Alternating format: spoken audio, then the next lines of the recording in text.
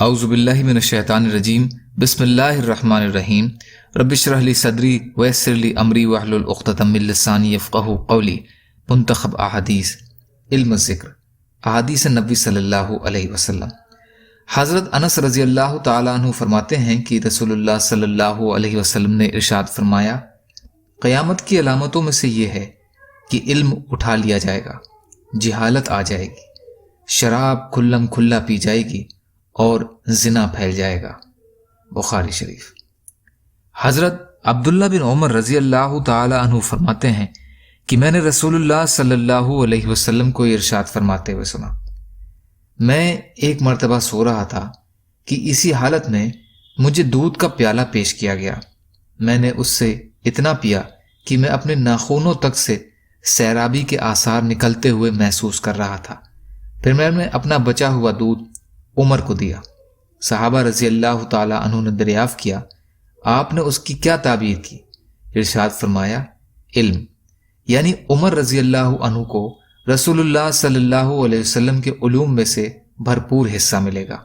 بخاری شریف۔ حضرت ابو سعید خدری رضی اللہ تعالی عنہ روایت فرماتے ہیں کہ رسول اللہ صلی اللہ علیہ وسلم نے ارشاد فرمایا، مومن بھلائی یعنی علم سے کبھی سیر نہیں ہوتا، وہ علم کی باتوں کو سن کر سیکھتا رہتا ہے یہاں تک کہ اسے موت آ جاتی ہے اور جنت میں داخل ہو جاتا ہے۔ ترمذی۔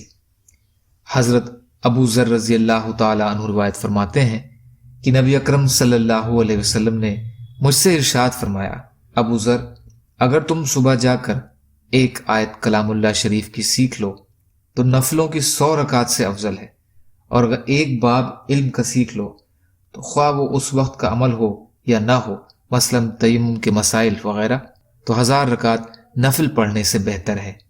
ابن ماجہ۔ حضرت ابو ہریرہ رضی اللہ تعالی عنہ روایت فرماتے ہیں کہ میں نے رسول اللہ صلی اللہ علیہ وسلم کو یہ ارشاد فرماتے ہوئے سنا، جو میری اس مسجد یعنی مسجد نبوی میں صرف کسی خیر کی بات کو سکھانے یا سیکھنے کے لیے آتا ہے تو وہ ثواب میں اللہ کے راستے میں جہاد کرنے والے کے درجے میں ہے، اور جو اس کے علاوہ کسی اور غرض سے آئے تو وہ اس شخص کی طرح ہے جو دوسرے کے ساتھ سامان کو دیکھ رہا ہو، اور ظاہر ہے کہ دوسرے کے چیزوں کو دیکھنے سے اپنا کوئی فائدہ نہیں۔ ابن ماجہ۔ فائدہ۔ حدیث شریف میں مذکورہ فضیلت تمام مسجد کے لیے ہے کیونکہ مسجدیں مسجد نبوی کی تابع ہیں۔ انجاہ الحاجہ۔ حضرت ابو ہریرہ رضی اللہ تعالیٰ عنہ روایت فرماتے ہیں کہ میں نے ابو قاسم صلی اللہ علیہ وسلم کا ارشاد فرماتے ہوئے سنا، تم میں سب سے بہتر وہ لوگ ہیں جو تم میں سب سے اچھے اخلاق والے ہیں، جبکہ ساتھ ساتھ ان میں دین کی سمجھ بھی ہو۔ ابن حبان۔ یا اللہ ہم سب کو کہنے سننے سے زیادہ عمل کی توفیق عطا فرما۔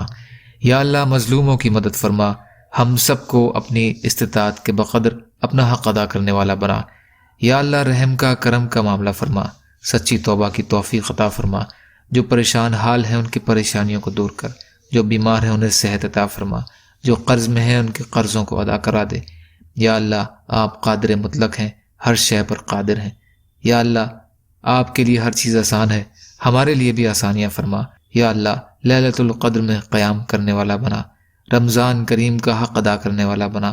اللہم انا نجعلک فی نحورہم ونعوذ بک من شرورہم، اللہم انکا عفو تحب العفو فاعف عنا یا غفور برحمتک یا ارحم الراحمین۔ لا الہ الا اللہ محمد رسول اللہ۔ السلام علیکم۔